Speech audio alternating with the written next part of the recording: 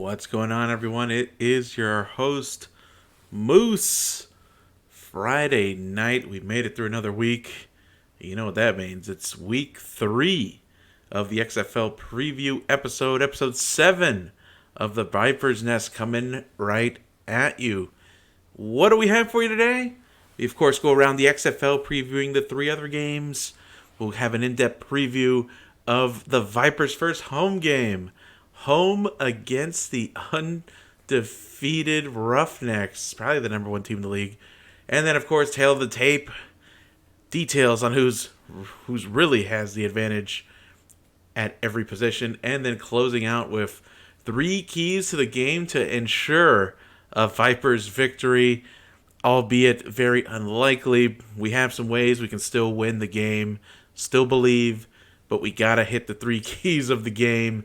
All that coming at you and more here at the Viper's Nest, episode 7.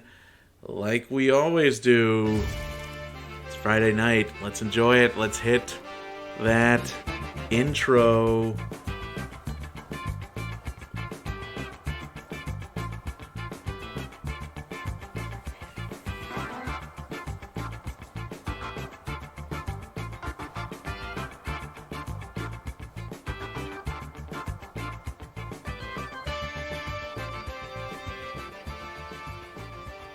Welcome to the Viper's Nest. It's your host, Moose. Join my Friday night. Hope you are as well. As you know, Emrod not going to make it for the next few episodes. Not even going to make it to the game. Really feeling sad for Emrod buying season tickets as one of the original founders for the Tampa Bay Vipers. Can't make it to game 1, the inaugural game at Raymond James Stadium. He's got adulting items going on, like moving into a new house, but it's okay.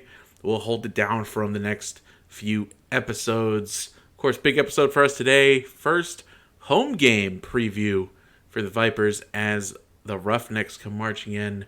Again, welcome to the Viper's Nest, our Vipers fan podcast, the official podcast of Vipers fans everywhere.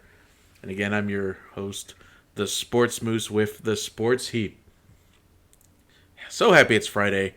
I'm wearing my nice festive vacation shirt. I kind of look like Wayne Knight on Jurassic Park with my florals, pink florals. I'd have to see who wore it better. Maybe I'll put that up on Twitter, who wore it better, Wayne Knight in Jurassic Park or Moose. And of course, sipping on some Friday night victory drink. One of my favorite combinations, actually, that kind of tried it out recently. Crown Apple and Coke. Crown Apple is delicious, and when you mix that up with the Coke, it's just such a strange but amazing flavor that works still. It's like kind of like a chocolate covered apple with the nice sweetness and tartness of apple with the molasses of Coke. So super sweet, but kind of a cool, interesting flavor profile. Perfect for any of you guys who are happy that it's Friday. So I'll be sipping on that. Hopefully you're hopefully not driving. Don't be sipping on anything if you're driving, of course. But if you're listening at home, make sure you're enjoying a nice glass of something. Because that's basically the only way we're going to get through this preview. Got a tough game for the Vipers coming up against, I'd say, the number 1 team in the league, the Houston Roughnecks, who have looked far and away better than all the other teams. Maybe the DC Defenders give them a run for their money with their defense. But it's going to be a tough one this week. Tomorrow, Saturday, first game on the docket is the Roughnecks and Vipers game, I think 2 p.m. Eastern out of Raymond James Stadium. Before we get going, of course, don't forget you can always watch us. You can watch our pre-recorded shows and live shows. Maybe we'll do a live episode for the Tampa game, just kind of singing around, reacting to it. So I might throw a link out there on YouTube if you want to follow along. I, of course, can't have the audio on for the game to avoid any sort of copyright infringement, but can definitely watch together, if you will, and make commentary on the game. So I might do that tomorrow. So make sure 2 p.m. Eastern. Maybe we'll get the live stream going around 1:50 and we'll maybe do the first half depending on how well it goes or how long I'm able to watch the game without crying, or maybe we're going to be surprised, because I think if we stick to the game plan, we can win tomorrow. Not too many people picking us to win, but I still think we can pull it off tomorrow. But we have to stick to the 3 keys and to our game plan. We'll get into that and more. Again, big reminder, don't forget that you can watch us on YouTube, pre-recorded and live shows, but probably the best place to catch us is podcasting platforms everywhere. Apple Podcasts, iHeartRadio, Google Podcasts, and Spotify. Yes, your Google Home can find the Viper's Nest among our other shows as well. Taking a little bit of a hiatus with $10 Sports, our sports betting show. Bucky Hangover's due to have another episode, especially with free agency getting ready to heat up in the NFL. And, of course, the Tampa Bay Lightning show, new episode of the Thunderdome Puckcast dropping tomorrow morning, getting us up to date on Lightning's 11-game winning streak just come to an end. But know you're here for XFL and Vipers news, so let's get that going. First up, of course, as always, let's go around the XFL. As we talked about, the first game on the XFL schedule tomorrow, Saturday, is your Houston and Tampa game.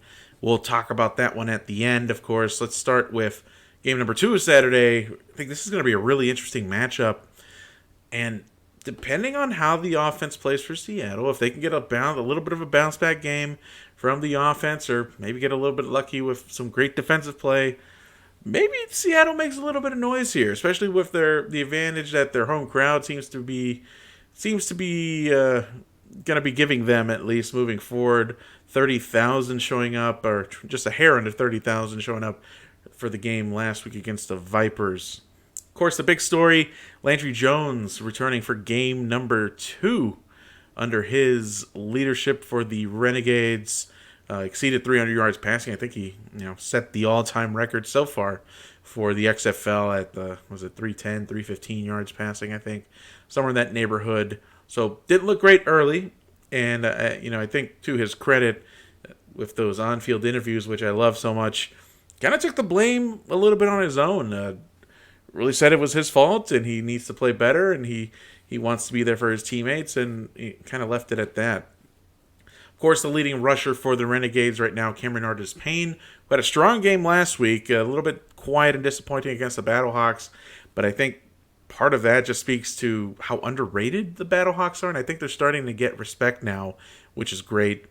And we'll talk about the Battlehawks next, of course.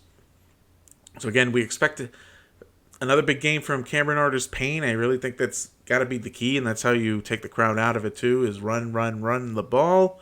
So pushing the run down Seattle's throat. Seattle's rush defense seemed like it was vulnerable. Gave up 150 yards again to the Vipers. I'd have to see the statistics for week 1. I'm not sure if the defenders don't seem to be too focused on the run, so maybe we didn't get a good indication on week 1 against the defenders, but week 2 certainly exposed some rush weakness for the Seattle defense, at least. So if the Renegades really want to get on the board early and control the game, it starts at the trenches, and we're going to be saying that for the Vipers game too. It always starts on your offensive defensive line, and I'm a true believer in power running, and I'm happy it's coming back in the NFL.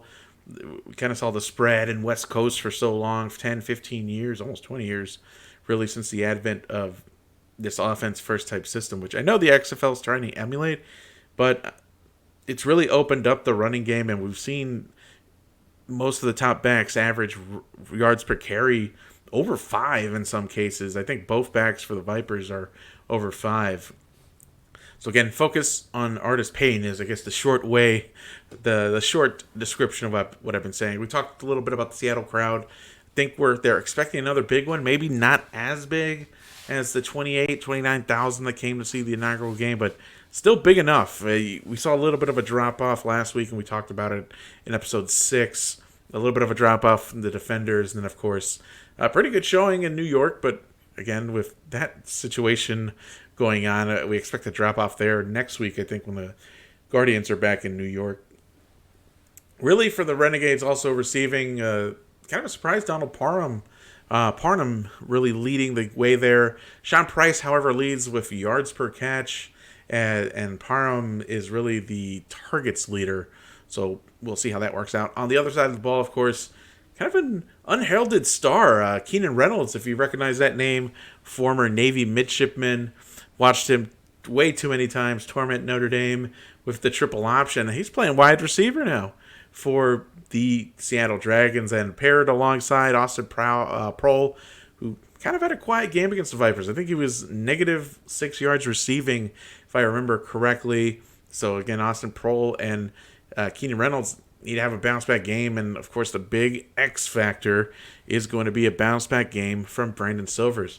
Only had about 90 yards passing, 68 of those coming on one play, like Emrod pointed out, and I didn't even think about that really the bulk of the offense came on one 68-yard bomb from Silvers to his wide receiver for the touchdown. And other than that, it's like 20, 30 more yards passing. That was it. I think this is going to be a defensive battle, so if you're a betting man like some of us here, I think you got to take the under in this one. I don't think Seattle has the firepower. If the Renegades get the firepower going, I don't think Seattle's got the firepower to keep up. However, if Seattle's able to keep it close, just like what looks like to be a stereotypical XFL game, keeping it close, I really think Seattle has a chance if they can get a great defensive performance and just semi-decent quarterback play. We don't even need Silvers to throw for 300 yards here. We just need someone who's going to throw for more than 91 and not turn the ball over 2 times and get away from sacks. That's it. It's all about momentum in the XFL. Honestly, it's what it seems to me. And we'll talk about that at length as we preview the Vipers in a few minutes. This league already, 2 games in, seems very momentum heavy. And it's just those untimely turnovers. And I know if you're listening, you're like, well, that's common sense. Untimely turnovers, they kill drives. It's the literal definition, right? But, we've seen it a little bit with the Buccaneers play. I just feel it's more pronounced in the XFL because it takes a little bit to get some traction and some momentum. And if you have an untimely fumble or interception, you're really killing your team. And I think you saw that in the Guardians game last week where really some untimely turnovers killed any momentum that Matt McGloin and the team was able to get going. So I think ultimately for Seattle to have a chance, it has to be a defensive battle. If it starts turning into a shootout, they just don't have the firepower. But ultimately, I think it stays under in the points. I should have looked at what the unders were for this one, but don't even need to look at it. Take the under in this one. Take the under in Dallas at Seattle. First game of the Sunday afternoon window, New York Guardians making a trip down to St. Louis. The return of professional football to the city of St. Louis since the Rams left a few years back for Los Angeles. So kind of a homecoming for football in St. Louis. And, of course, playing in the former home of the Rams, the Dome. I don't know if there's a sponsorship on there at all.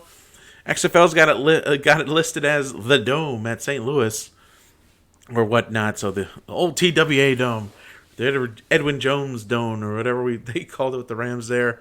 It's back. Football's back. They're expecting 30,000 in the Dome for the Battlehawks tomorrow. So that's for Sunday. So that should be really, really great to watch. The last 2 home openers in Tampa and St. Louis for the XFL. I think the big story of last week and a little bit of drama heading into this week, of course, really Matt McGloin throwing his coaches and his offensive counterparts under the bus. Quite literally in live action, in a live interview on the side of the field, heading into halftime, calling for a new game plan, and lots of things have to change, and just showing clear frustration with what was going on in the game. A lot of it was his fault with poor quarterback play, but that's neither here nor there, I guess, right? I think maybe was he embarrassed that the spotlight was on him, and maybe the questions were suggesting it was his fault. You kind of juxtapose his reaction versus Landry Jones' reaction. I was able to see both interviews because I watched both games. And it's just a world of difference how Landry Jones handled struggling early versus how Matt McGloin, like immediate Debbie Downer, immediate negativity, and calling out his own players. And yeah, is that an effective motivation tactic? I mean, maybe like 50 years ago, but I don't I don't know. Is calling out players who can't make an NFL roster by a quarterback who's an NFL reject really motivating? Or I don't know. For me, that was a big story. A little bit of drama in Guardians camp. If you're a Guardians fan, feel free to comment and tweet at me as well at moose_TSH right under us here on the screen. And let me know what your thoughts are of all the drama. Really would like to hear from a Guardians fan. I think the big story of this game, we talked about the big story of last game, kind of Matt McGloin getting a lot of attention. The big story of this game has to be and how underrated Jordan Ta'amu has been. And really, it's going to be that matchup of Jordan Ta'amu offensive domination versus a Guardians defense that has been pretty good. It kept them in games and quite honestly won the game for them against the Tampa Bay Vipers, who, while being inept on offense, really had to rely on that defense to score some points and kill the momentum for the Vipers. So I think if the Guardians, kind of how we talked about against Seattle, that defense really has to lead the way and has to keep it close. But if it's going to be the Jordan Ta'amu show of rushing for 80 yards and throwing for 300, this is going to get out of hand real quick. I think the spread here is Battlehawks by 10.5. That's actually a pretty good line. I might take the 10.5, especially with it being at home. Maybe take St. Louis 10.5. Maybe tease that. I'll probably do a teaser with all 4 games and the over-unders to see what happens. Throw a couple bucks at that. But if you're looking to bet this one, money line, of course, Battlehawks is pretty safe. 10.5 is a pretty good call there, Vegas. Like what you're doing. Vegas. Already 3 weeks in with the tough calls on the spreads. Kind of a fun fact here about the New York offense. They've only converted 5% of the time on third down. So third down conversions, 5% rate, far and away the worst among the 8 teams. And then, of course, the consequence of that has been, Matt McGloin can't get the ball to Mikhail McKay or to Powell, who are really their 2 leading receivers and targets. And it's going to be a long day if you can't get it to your stud receiver. No love for Joe Horn Jr. last game. How many completions did he have? Like 9, 7? I think McGloin had 7, and then the backup came in, went 4 for 8 maybe. So got to get Joe Horn Jr. back in the game. He looked great against the Vipers. And again, passing game and controlling Jordan Ta'amu, really the big keys for the Guardians. I love the Crown and Coke. Crown, Apple, and Coke, highly recommended. Last game of the weekend. DC Defenders make their first trip over to the LA Wildcats. Josh Johnson, of course, returning last week. Looked pretty good. A little bit of a slow start for both Landry Jones and Josh Johnson. Really the fireworks getting going in the fourth quarter in that game. Expect Josh Johnson, the veteran that he is, to keep his play escalating and getting better. Should improve the play overall of the Wildcats. Their big question mark was on defense. Of course, the big story of week 1, firing of their defensive coordinator immediately. And really looked a little bit better against the Renegades. I think they were fortunate that Landry Jones was a little rusty. I think they're really going to get their done money's worth in terms of challenges against the DC Defenders and Cardell Jones leading the way. I think when we talk about DC, it's between DC and Houston as to who's the best team in the league right now. That DC defense is averaging 2 sacks, 2 interceptions a game. They're averaging 1 fumble recovery a game, so they've already basically forced 5 or 6 turnovers, which is pretty amazing. 2 to 3 additional quarterback hits a game, and only allowing 9.5 points. So, again, really dominant defense. I think they statistically may be a better defense than Houston. Houston's had the benefit of some additional scoring support. So not so much needing to rely on the defense. We're looking for LA needing to. They got to have that big game from Josh Johnson and really try and control the play, take the ball away from Cardale Jones's hand. They're going to need their running game to get going with Elijah Hood and manage the clock and get the ball to Nelson Spruce. I knew he was going to be a star from week 1. Had a great game week 2 finally when Josh Johnson was in there versus Canoff. So Nelson Spruce has got to be a big key to LA's success as well. And to counter that, DC needs to get their running game going. They're relying a lot on Cardale Jones. It's going to come a time when there's going to be 8 and 9 in the box. Or there's the opposite of that, when they're not flooding the box and defending the pass, and you're going to have to rely on your running game to get you some yards. So hopefully they can control that with Pumphrey and Presley. And just kind of closing out, LA's defense has already given up 8 touchdowns, so that's something to keep in mind in terms of how well LA's defense has played through the opening 2 weeks. And now, of course, what you've been waiting for, the Week 3 preview for the Houston Roughnecks and your Tampa Bay Vipers in Tampa, Florida, 2 p.m. Eastern tomorrow, Saturday, in Tampa, Florida, the home opener at Raymond James. Lots of fun activities I've seen them posting with, was it the Snake's Nest? I think they went with outside, a kid-friendly area with some food and kind of a family tailgating going on. Of course, lots open up pretty early. I think the stadium's opening up at 12:30 Eastern to get in early, get some concessions, really take in the atmosphere. Speaking of atmosphere, I'm really interested what the crowd's going to look like. We talked a little bit about stadium choice, and I know we don't really have another choice in Tampa if we wanted a team. We don't have a soccer-specific stadium other than St. Pete, and we know the struggle with Rays fans and baseball and whatnot. So kind of glad it didn't go down there. Really, Raymond James the only option for us, just aesthetically, with just bright red seats and green and lime yellow and the other colors of the Vipers color scheme. It's could look a little out of place. So again, gonna be very curious to see how they can spruce that up to make it seem not as red and apparent if there's any empty seats. Speaking of empty seats, wondering if there's going to be quite a few. I mean, I was looking for tickets.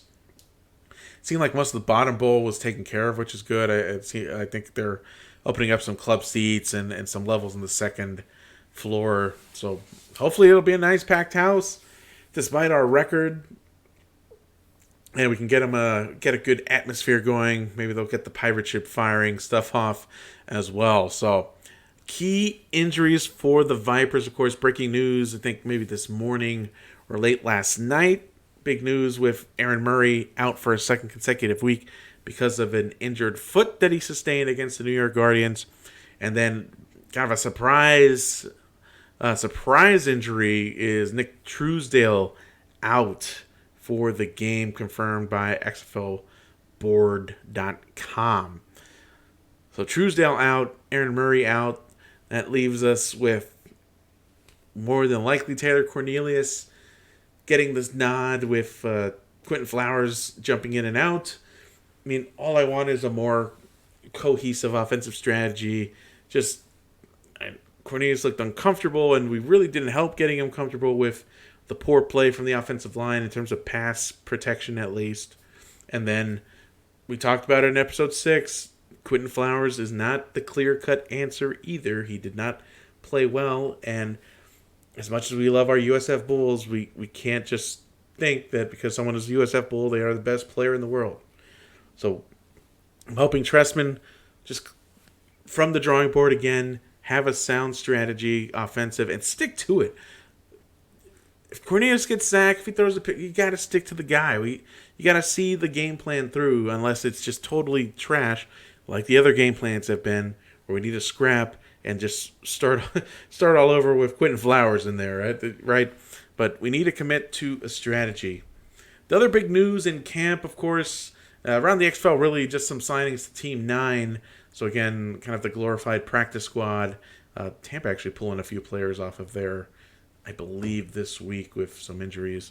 But the big news, S.J. Green, another USF alum, being traded over to the Vipers. I think he was on practice squad for, was it Seattle? Might have even been Seattle. Practice squad player now on our active roster for one of our linebackers. And maybe a little bit of disappointing news. I know Emrod was really big on Shantavius Jones. With some of these roster moves going on, he was the odd man out and was waived. So this kind of begs the question, though. I wonder if it was Shantavius Jones who I feel like would seem out of place, right? He was a little bit low on the depth chart anyway, but some of the rumors out of Vipers camp was there's some locker room drama and some comments made by Tampa players against Tressman, and how I think the quote was he's going to get someone's ass cut with the poor play calling and general offensive strategy being poor, I would rate it. So a little bit of drama in Vipers camp. Hopefully they week of practice and setting stuff behind really set them straight as much as they could, I guess, right? So I've mentioned it a few times. It's going to be on 3 keys, spoiler alert, but you got to have a better and more cohesive offensive strategy than week 2, and even than week 1. At week 1, we looked okay. We drove down the field. We were getting ready to punch it in, and we just couldn't.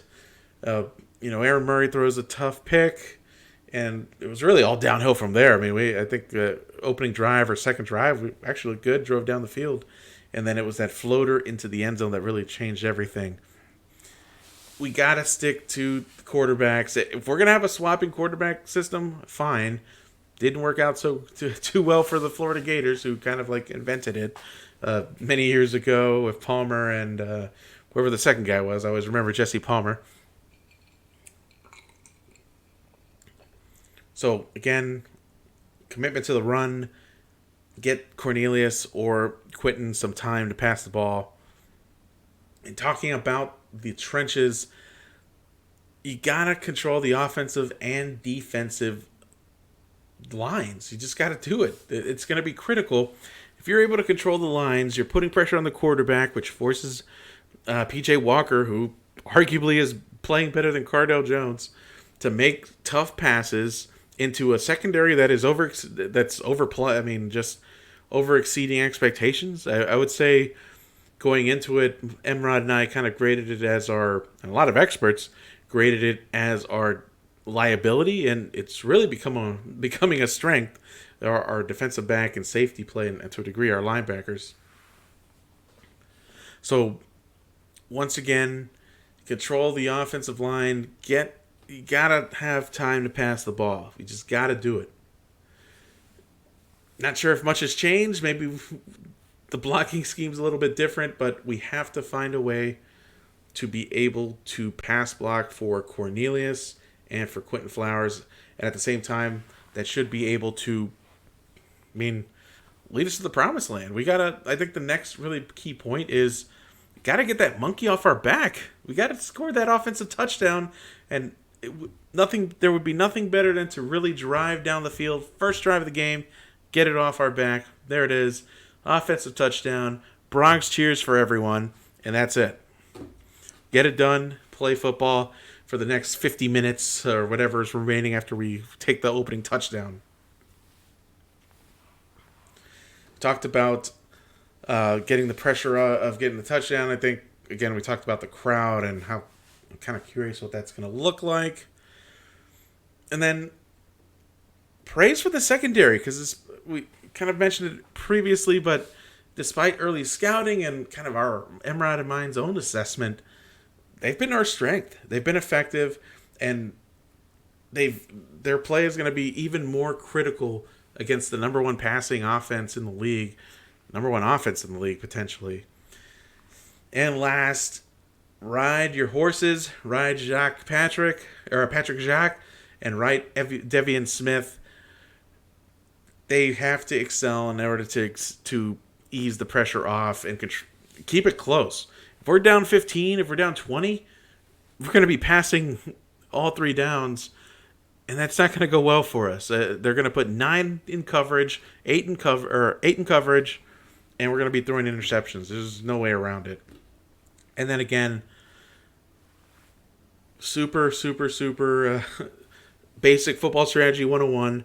Gotta eliminate those untimely turnovers. They've been drive killers. They've been momentum killers. They've been game killers. 0-2 because of 6 or 7 turnovers, right? Here's the interception board for all 3 quarterbacks. 5 INTs. I think we have 2 or 3 fumbles. So I think we're leading the league in turnovers and potentially turnover margin at this point as well. A big minus. Maybe -5, -6 at this point. We'll have to look that up. By the way, XFL, please step up your stats game on your website. All this budget for teams and colors and celebrations and getting people into the seats. Hire a damn data guy. My God. So that's our preview for the Roughnecks and the Vipers. Let's get to the tail of the tape and let's see who's going to win this game. Tail of the tape. And if you're on YouTube, you get the luxury of seeing the tail of the tape right in front of you. If not, I'm going to try my best to describe it for our listeners on the radio, of course. So, tail of the tape, 2-0 Houston Roughnecks against the 0-2 Vipers.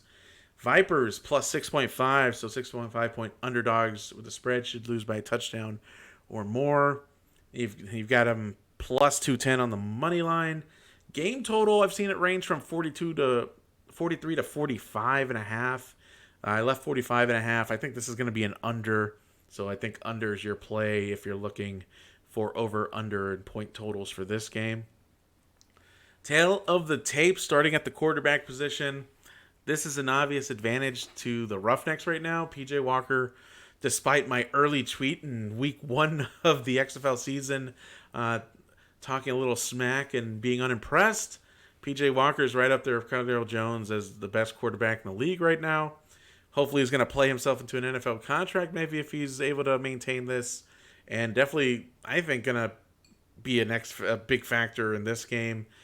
Though I'm very curious to see how the defense and the secondary is going to match up against him. And it's going to be really interesting with him having the run threat to see if how that balances out and affects play, maybe get some play action going and opens that up for the Roughnecks to be able to take advantage of. So big blue check mark for the Roughnecks in the quarterback column.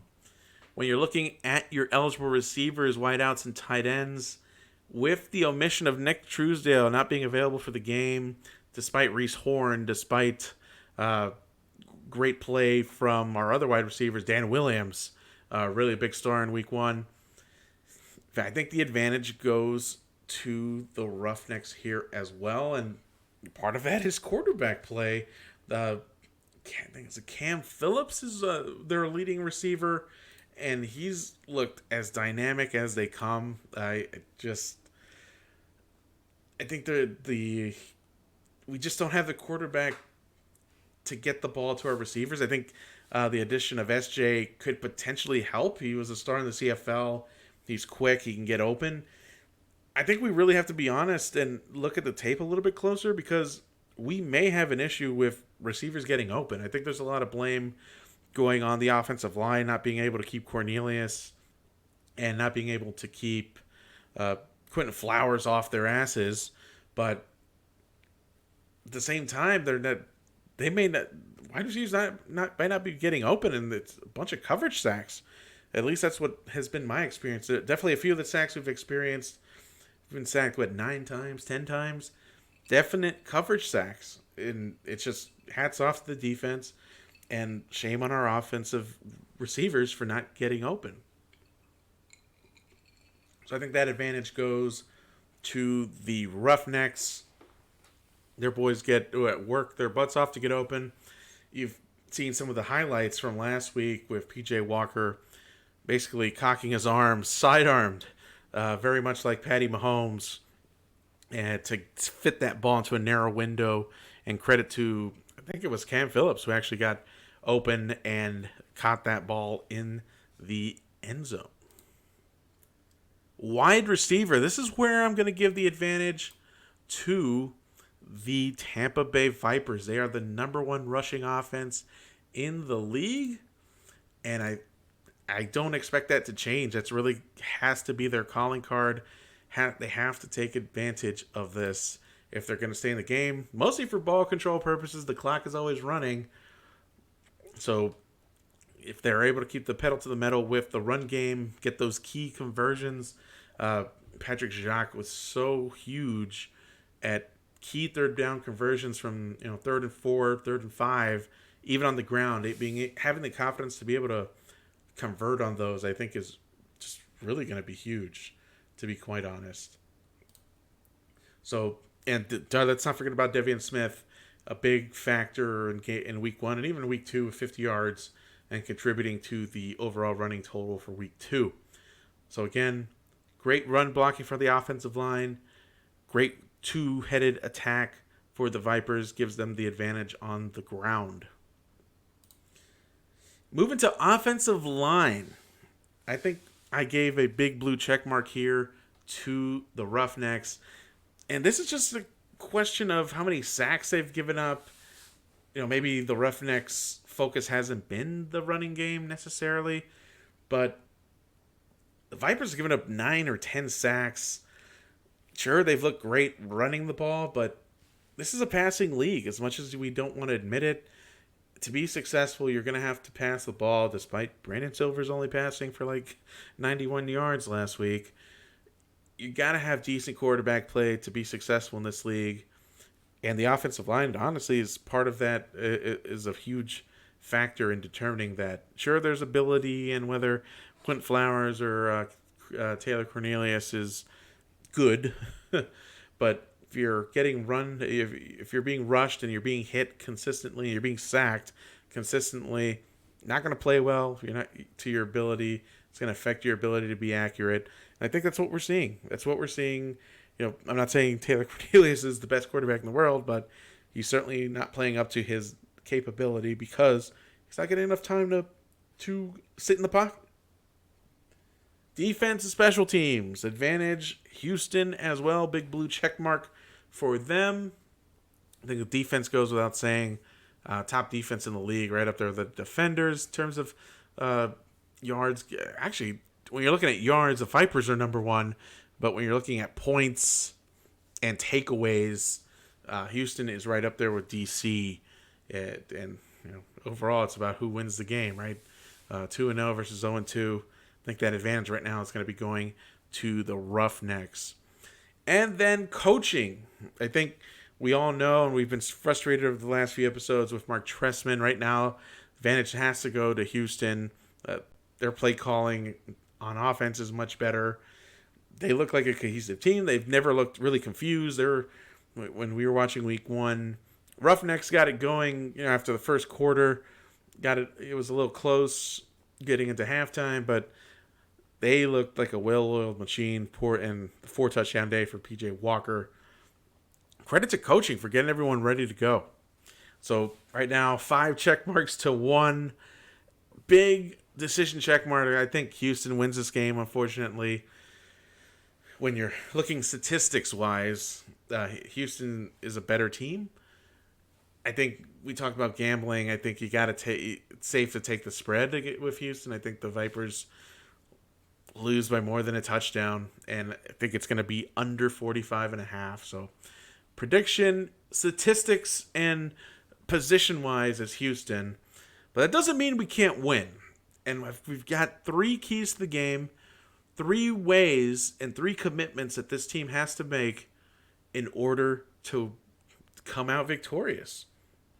So 3 keys to the Vipers' victory in front of a raucous crowd in Raymond James. Number 1, Captain Obvious here, consistent quarterback and offensive play calling and commitment to an offensive identity, I think is the best way to put this. I don't think I'm opposed to this 2 quarterback system. What I am opposed to is pulling a quarterback when there's some semblance of momentum, a la Week 1, pulling Quentin Flowers out inexplicably, and Murray's in for first and goal. So I'm okay with flip flopping and coming in for Wildcat and maybe a couple plays here and there, but whether Cornelius is good or bad, I think we have to be committed to that and have a game plan and be prepared for, script out the first couple series and commit to that. But, and don't be afraid to not be conservative. And that's really been Trestman's Achilles heel. And what one of my big criticisms has been, especially, I like the name when we hired, but, when you think about Trestman, you think about the Bears, and those are some ugly, ugly time for the Bears under Trestman. So consistent quarterback, consistent offensive play calling, and just consistent offensive strategy. I think we made mention of it, but second key, you got to win the battle in the trenches. If you can control the trenches, offensive and defensive line, and I'm not asking for no sacks. I think that should always be the goal. But if we can run the football again for 150 yards, and if we can just put pressure, just get some pressure on P.J. Walker and contain, because he's got, of course, his running threat. If we can just make him feel a little bit uncomfortable, that would be great. Glanville, can we please make sure the blitzes are getting home? It's beyond frustrating to watch blitz after blitz get picked up, or just basically they knew the blitz was coming, so they were to adjust blocking for it. Got to be more sneaky on the blitzes, and if we could get pressure with 4 people, that'd be great. I know we're playing a base nickel. We got to be careful, but our front 4 got to be bull rushing and getting back there. And then, number 1, most important key, pass defense has been a strength of ours, surprisingly. We're going to need an extraordinary effort. And this is assuming we can get a little bit of leeway here in the trenches, and Trestman's calling a semi-decent game. If our defense can keep us in there, keep us within a score, keep us within a field goal, we could win this game. Do I believe in it enough to put money on it? I don't know. I'll make that decision game time tomorrow, and I'll put it on Twitter. But again, let's ride this momentum of our pass defense. Let's be aggressive, yet at the same time committed to the pass. Make them run. Make them run the ball. Our rush defense has been phenomenal. We've kept Seattle to like 40 yards. We kept the Guardians, I think they were under 60 yards. So I think we've given over maybe 100 yards total. That's awesome. Well, make them run the ball. They haven't had to really do it the first 2 games because they've had P.J. Walker. I think we sell out on the pass and, beat us running. Beat us between the tackles. We'll take that. I think that gives us the best opportunity to win the game, is consistent play calling and general semi-aggressive nature from Trestman, win the trenches, and pass defense, commit to it, make them beat us on the ground. Well, that's been a heck of an episode. Talking at you guys a little bit. Hope you've enjoyed it. I've enjoyed it. I've enjoyed my Crown Apple. I wish we were sponsored. I know I've said it a few times. Crown Apple, if you're out there listening, or who owns Crown Apple? Who owns Crown? Probably, what's that distributing company that distributes everything, all the liquor here? Not like InBev or anything, but out of Connecticut, I think, one of those companies. If you're listening, would love a sponsorship with Crown Royal Apple. Anyway, that's been it for us. Be on the lookout for me tomorrow, of course, on Twitter. Always out there with the Fang Gang at Moose_TSH. I wish I could be there. I'm thinking about being in town for the Battlehawks game. So, Fang Gang, we're still alive and kicking by the Battlehawks game. Should be there at the game with Emrod and a couple of our other Vipers buddies as well. It's been it for your host, Moose, with the Viper's Nest, episode 7. Coming to a close. Don't forget to find us on YouTube. You'll find this video on YouTube at our channel, The Sports Heap, where you'll find our other shows, our archive of shows. I think we're over 50 shows now. been great. It's been a great hobby. I've really enjoyed meeting some of you guys online and some of the comments on YouTube and on our podcast platform. So thank you so much. Keep listening. We appreciate you. Go Vipers. Beat those Roughnecks. Keep a lookout for links on Twitter if I go live for kind of a reaction show or, watch the game. Of course, I can't put the game on the screen, but I guess you can watch me on my couch enjoying my drinks and reacting to hopefully us not adding to the INT board.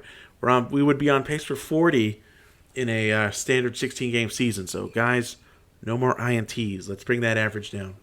It's been the Sports Moose. Have a great night.